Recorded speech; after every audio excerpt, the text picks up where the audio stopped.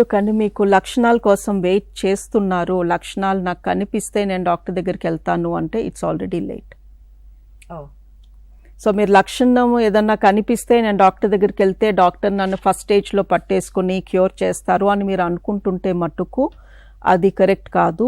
అండాశయ క్యాన్సర్కి ఫస్ట్ స్టేజ్లో ఒక్క సిమ్టమ్ కూడా ఉండదు, ఓన్లీ స్కాన్లో అది పికప్ అవుతుంది. సో అది సెకండ్ స్టేజ్లో ఉన్నప్పుడు పొట్ట నొప్పి, ఉబ్బరము, కొంచెం గ్యాస్ పట్టినట్టు అనిపించడము, ఆకలి తగ్గడము, కొంచెం తినంగానే అబ్బా చాలే ఇంకా అనిపించడము, మనందరికీ ఎప్పుడొకప్పుడు అలా అనిపిస్తూనే ఉంటుంది.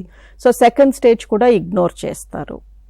థర్డ్ స్టేజ్కి వచ్చేసరికి క్యాన్సర్ కింద పొత్తి కడుపు నుంచి పై పొట్టలోకి పెరిగాక పొట్టంతా టైట్గా అయిపోయి కక్కడం స్టార్ట్ చేసి అస్సలు తినకుండా బాగా బక్కగా అయిపోయినప్పుడు మా దగ్గరికి వస్తారు థర్డ్ స్టేజ్లో.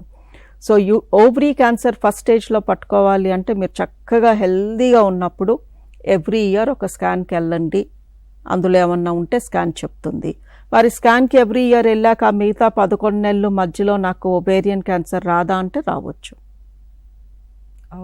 సో ఒవేరియన్ క్యాన్సర్ని పట్టుకోవడం కష్టం, దాన్ని సైలెంట్ కిల్లర్ అంటాము.